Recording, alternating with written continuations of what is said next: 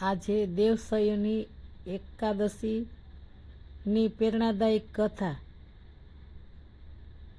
જય શ્રી કૃષ્ણ વાલા મિત્રો. લક્ષ્મીનારાયણ દેવ કી જય. દેવસયની એકાદશી વ્રત કથા. પદ્મપુરાણ મુજબ એક સમયે ધર્મરાજ યુધિષ્ઠિરે ભગવાન શ્રી કૃષ્ણને પૂછ્યું કે હે વાસુદેવ, અષાઢ સુદ એકાદશીનું નામ શું છે? તેનું મહાત્મ્ય અને વ્રતકથા કૃપા કરીને કહો. ત્યારે ભગવાન શ્રી કૃષ્ણ બોલ્યા કે હે રાજન, આ એકાદશીનું નામ દેવસયની એકાદશી છે. આ દિવસે ભગવાન શ્રી વિષ્ણુ ક્ષીરસાગરમાં યોગ નિદ્રામાં પધારે છે. આ દિવસની ચતુર્માસનો આરંભ થાય છે. ત્યારબાદ શ્રી કૃષ્ણે એક પૌરાણિક કથા સંભળાવી અને સૂર્યવંશમાં માધાનતા નામના એક પરમ ધાર્મિક અને પ્રજાવત્સલ્ય રાજા હતા. તેમના રાજ્યમાં ધર્મ, સત્ય અને ન્યાયનું શાસન હતું. પ્રજા સુખી હતી. પરંતુ એક વખત રાજ્યમાં સતત 3 વર્ષ સુધી વરસાદ પડ્યો નહીં. ખેતરો સુકાઈ ગયા, નદીઓ પણ ખાલી થઈ ગઈ, અનાજનો દુકાળ પડ્યો અને પ્રજા ખૂબ દુઃખી થઈ ગઈ.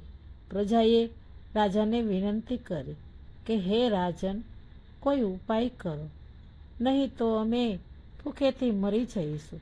રાજા માધાનતાને ખૂબ જ દુઃખ થયું છે. તેઓ ઋષિઓની શોધમાં જંગલમાં ગયા છે. ત્યાં તેમને મહાન તપસ્વી અંગિરા ઋષિ મળ્યા છે. રાજાએ નમ્રતાથી પૂછ્યું છે કે હે મુનિવર, મારા રાજ્યમાં આ ભયંકર દુષ્કાળ કેમ આવ્યો છે? તેનો ઉપાય શું છે?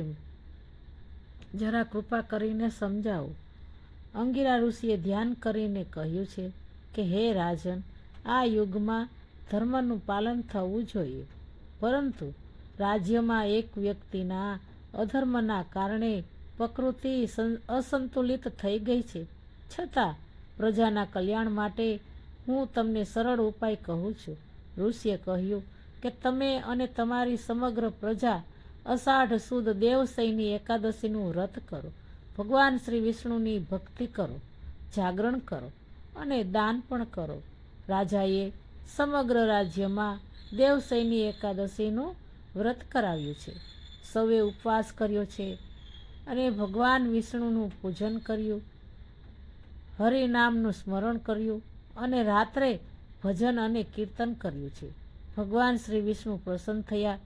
થોડા જ સમયમાં આકાશમાં વાદળો છવાઈ ગયા અને મુશળધાર વરસાદ વરસ્યો. રાજ્યમાં ફરી હરિયાળું બન્યું,